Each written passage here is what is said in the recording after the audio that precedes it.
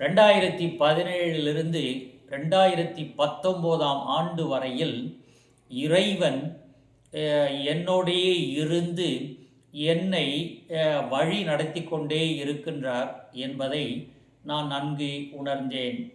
இதை எவ்வாறு நான் உணர்ந்தேன் என்றால், குறிப்பிட்ட நேரத்திலே பல நண்பர்கள் வந்து என்னோடு இருந்து எனக்கு உதவி செய்தார்கள். எனவே அந்த கடவுளுடைய அருள் பிரசன்னத்தை இந்த நண்பர்களின் வழியாக, இந்த குருக்களின் வழியாக நான் கண்டுகொண்டேன். எனவே என்னை அழைத்த கடவுள் என்றும் என்னோடு இருப்பார் என்பதை நன்கு உணர்த்திய காலம் என்பது அந்த 2017 2019 ஆண்டு வரை என்று நிச்சயமாக சொல்லலாம். இத்தகைய இறைவனுடைய ஒரு அருள் பிரசன்னத்தின் உணர்வு என்னை எவ்வாறு இஸ்ராயேல் மக்களை இறைவன் எகிப்து நாட்டில் அவர்கள் துன்பப்பட்டு கொண்டு இருக்கும் பொழுது அவர்களோடு இருந்து அவர்களை வழி நடத்தினாரோ, அதை போலவே இறைவனும் என்னுடைய சிரமமான நேரங்களிலே என்னோடு இருந்து என்னுடைய நண்பர்களின் வழியாக வழி நடத்தினார் என்பதை நான் தொடர்ந்து உணர்ந்து கொண்டு இருக்கின்றேன். எனவே எங்கு சகோதரர்கள் ஒற்றுமையாக இருந்து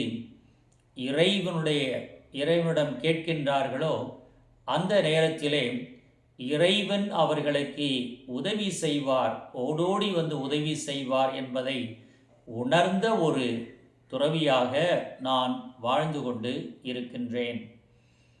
இந்த நேரத்திலே நான் இங்கு பழனியிலே இருக்கின்ற எங்களுடைய அன்பு வாழ்வு ஆசிரமத்திலே எங்களுடைய சகோதர குருக்களோடு இருந்து அவர்கள் கல்வி பணி ஆற்றிக்கொண்டு இருக்கையிலே நானும் அவர்களுக்காக வேண்டிக் கொண்டும், அதே நேரத்திலே வாய்ப்புகள் கிடைக்கும் பொழுது எல்லாம் பல பங்குகளுக்கு சென்று அங்கு திருப்பலி ஆற்றி அந்த மக்களுக்காக இறைவனிடம் பரிந்து பேசி மறையுரைகளை ஆற்றி நான் வந்து கொண்டு இருக்கின்றேன். இவை அனைத்தையும் முடிக்கும் முன்பதற்கு நான் ஒரு கருத்தை உங்களுடன் பகிர்ந்து கொள்ள விரும்புகின்றேன். இயேசுனுடைய காலத்திலே எவ்வாறு அவருடைய இறை பணிக்காக மக்கள் தேவையாக இருந்தார்களோ, அதையும் விட முக்கியமாக இந்த காலகட்டத்திலே பணியாளர்கள் தேவைப்படுகின்றார்கள். ஏனென்றால் இறை வார்த்தையை கேட்பதற்கு உலகெங்கும் எத்தனையோ நாடுகளிலே மக்கள் கேட்பதற்கு ஆவலாக இருக்கின்றார்கள். ஆனால் இன்றைய சமூகத்திலே நாம் பார்ப்பது என்ன? இன்றைய சமூகமானது ஆங்கிலத்திலே சொல்லப்போனால் ஒரு கன்சியூமரிஸ்ட் சமூகமாக மாறிவிட்டது. அதன் காரணமாக இந்த உலகின் விஷயங்களிலே முக்கியமாக ஈடுபட்டு அதிலேயே அமிழ்ந்து போனவர்களாக இருந்து கொண்டு நமக்கென்று ஒரு வானகம் இருக்கின்றது என்பதை அறியாதவர்களாக பலர் இருந்து கொண்டு இருக்கின்றார்கள். எனவே தேவ அழைத்தலுக்காக பிள்ளைகளை அழைக்க செல்கையிலே பல சிரமங்களையும் பல குருக்கள் சந்தித்து கொண்டுதான் இருக்கின்றார்கள். ஆனால் நன்கு சிந்தித்து பாருங்கள், இறைவன் இயேசுவே அவருடைய தந்தைக்கு ஒரே மகனாகத்தான் இருந்தார். ஆனால் இறைவன் உலகை நேசித்த காரணத்தினாலே தன்னுடைய ஒரே மகனாகிய இயேசுவை நமக்கு கொடுத்தார் என்ற ஒரு தியாக உணர்வோடு நம்முடைய குடும்பங்களிலே, இறைவா நீ எனக்கு இந்த குழந்தை செல்வங்களை கொடுத்தீர், எனவே அவர்களில் ஒருவரை நான் உம்முடைய பணிக்காக கொடுப்பதற்கு தயாராக இருப்பேன் என்று நீங்கள் முன்வர வேண்டும். இத்தகைய தியாக பலியை இறைவன் இன்று நம்முடைய கத்தோலிக்க கிறிஸ்தவருடைய மத்தியிலே அதிகமாக எதிர்பார்க்கின்றார். எனவே அத்தகைய பணியை நாம் செய்தோம் என்றால் நிச்சயமாக எவ்வாறு இறைவன் என்னையும் என்னை சார்ந்த குடும்பத்தையும் என்னுடைய துறவற சபையையும் ஆசிர்வதித்து கொண்டு இருக்கின்றாரோ அதை போலவே உங்களுக்கு நிறைவாக இறைவன் கொடுத்திருக்கின்றார். அந்த நிறைவிலிருந்து நீங்கள் மற்றவர்களுக்கு கொடுப்பீர்களோ அந்த அளவுக்கு இறைவன் உங்களை மன்னிப்பார் என்ற ஒரு எண்ணத்தோடு உங்களுடைய குழந்தை செல்வங்களை இறை பணிக்காக தயார் செய்து பகிர்ந்து கொள்ளுங்கள். இறைவன் உங்கள் அனைவரையும் ஆசிர்வதிப்பார். நானும் அந்த இறைவனிடம் உங்கள் அனைவருக்காகவும் தொடர்ந்து மன்றாடுவேன். இந்த காலத்து இளைஞர் சமுதாயத்தை நான் பார்க்கையிலே உங்களுடன் ஒரு சில கருத்துக்களை பகிர்ந்து கொள்ள நான் விரும்புகின்றேன்.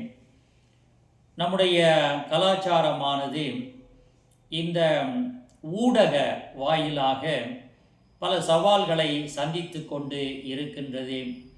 எனவே அதன் காரணமாக படிப்பையும் பலர் நன்கு முக்கியமாக எடுத்துக்கொள்ளாமல் அவர்கள் இந்த ஊடகத்திலேயே ஈடுபட்டவர்களாக இருந்து கொண்டு எது தங்களுடைய வாழ்க்கைக்கு முக்கியமோ, எது தங்களுடைய வாழ்க்கைக்கு நிறைவை கொடுக்குமோ அதை அவர்கள் நோக்காமல் அவர்கள் இன்றைய உலகத்தின் இச்சைகளிலேயே மூழ்கி போய் இருக்கின்றீர்கள்.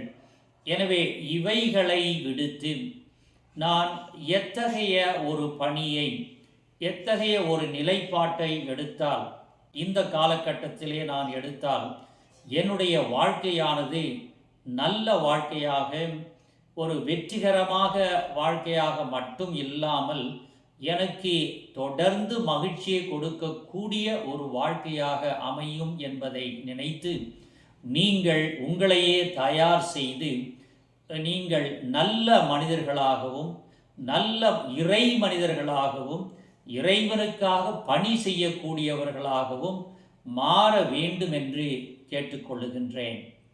இந்த நேரத்திலே நம்மை இவ்வுலகை சார்ந்த பல அழைப்புகள் நமக்கு வந்து கொண்டே இருக்கின்றன. ஆனால் என்னை பொறுத்த அளவிலே இளைஞர்களுக்கு நான் சொல்லிக்கொள்வது என்னவென்றால், நீங்கள் இறைவன் உங்களை அழைக்கின்றார் என்பதை உன்னிப்பாக ஒவ்வொரு நாளும் கவனிக்க வேண்டும்.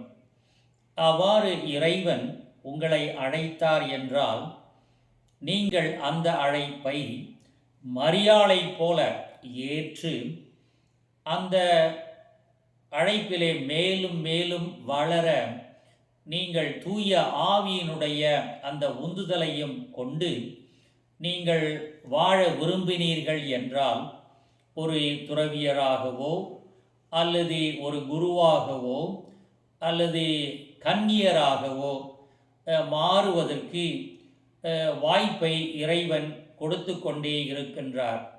இறைவன் அழைத்து கொண்டே இருக்கின்றார். அந்த அழைப்பை ஏற்று இறைவனிடம் வாருங்கள்.